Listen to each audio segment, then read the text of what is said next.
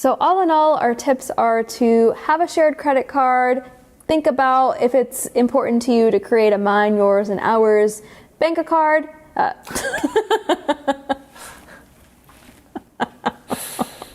Okay, let me do that again. Relationships.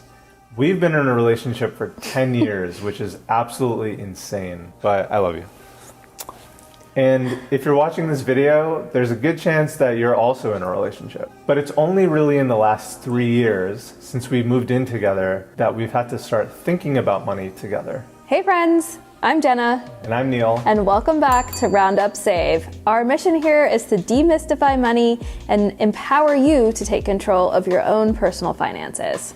In today's video, we're going to talk through 4 quick and useful money tips for couples. So these tips come from our own experiences and then some other considerations that we've been thinking about as we progress our relationship into the future. So let's jump into the tips. Number 1 is to use a shared credit card for common expenses. So these might include groceries, gas, things for the home, things that are pretty routine. And by doing this, it really allows you to free up your time.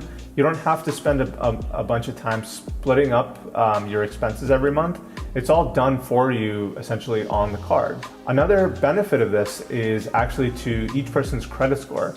As a function of putting more charges onto the credit card, because now 2 people are using it, you reap the rewards of, as long as you're paying your bill on time, you reap the rewards of having a strong credit score. And some of the other perks that come with the credit card too, because you're putting more money onto that card, you also get more points and more value. Neil and I use the Capital One Venture card as our shared credit card, and we've been toying with the idea about getting the new Capital One Venture X card. We'll link both of our videos, the one about how we actually split up our expenses month to month using that shared card, and then a video that we did on if the Venture X card, the new one, is actually worth it. Which brings us to tip number 2, and that is to set up 3 different bank accounts. Mine, yours, and ours. Of course, there's multiple different approaches that you can take here. This is just one thing that we've been thinking about for ourselves. Neil and I each have our own personal individual bank accounts, and we've been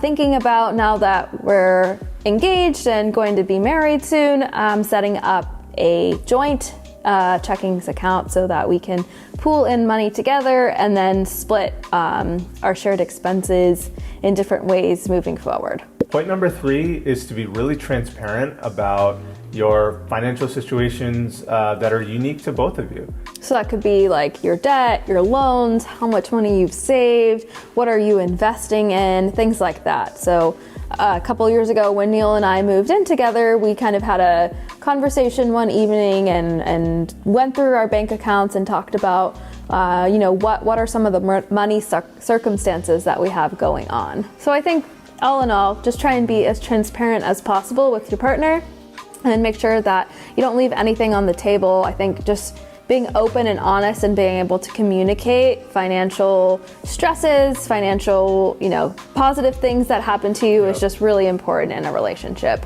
And that brings us to tip number 4, which is our philosophy that both partners should be equally as involved in managing the financial expenses, however often that is for you. So for us, it's every month because we like to pay our bills on time, which is monthly. And Neil and I have done, I think, a pretty good job of, making sure and trading off that we each have a role in managing those expenses and going through our expense reports and making sure that there's, no other expenses that we didn't personally charge ourselves to our credit cards. Yeah, and I think a really important piece there is actually being in the know about what is the process. I know in other couples, there's one person that manages all the finances and the other person just kind of trusts that it's all being taken care of. And while maybe you operate that way and it's okay, to us, it makes a lot of sense to really be involved in the process and understand and be able to make joint decisions about money. Again, that's just our process and how we like to make sure that we both keep tabs on our financial happenings together. And I think for us, it's going to work well in terms of like future financial investments and decisions that we have to make because we have essentially a policy of open, transparent communication from the get-go. So one quick story here is actually we went on a trip and we had rented a car through AVIS, and I'll link a video down below where I expand a little bit more about how this issue actually got resolved. But ultimately, what happened is AVIS charged us about $10,000 for the car rental, and it should have been more like $200. I didn't see the credit card expense. I wasn't looking, or whatever happened. I was busy, and Jenna was the one who actually pointed it out and said, "Hey, there's a $10,000 charge on the card. We gotta get this fixed." So that's kind of what I mean by like being in the know. It's important, because otherwise we would have caught it eventually, but it would have been a bigger issue. Yeah, especially if we had to dish out $10,000 that we didn't actually have. Yeah.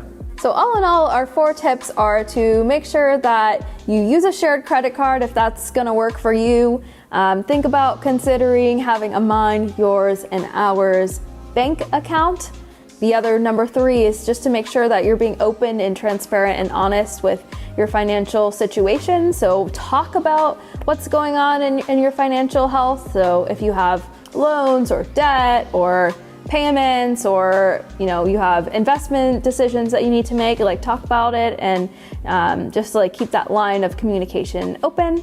And then finally, number 4 is to make sure that both people are in some way, shape, or form involved in the management of that financial health of your relationship. And there you have it. Guys, thank you so much for watching. And if you have any questions about anything that was discussed today, please go ahead and leave a comment down below, and we will try our best to get back to you. If you liked this video, please go ahead and hit that like button, as it really helps out the channel. Consider subscribing for more content just like this, and we will see you next time On Roundup Saved.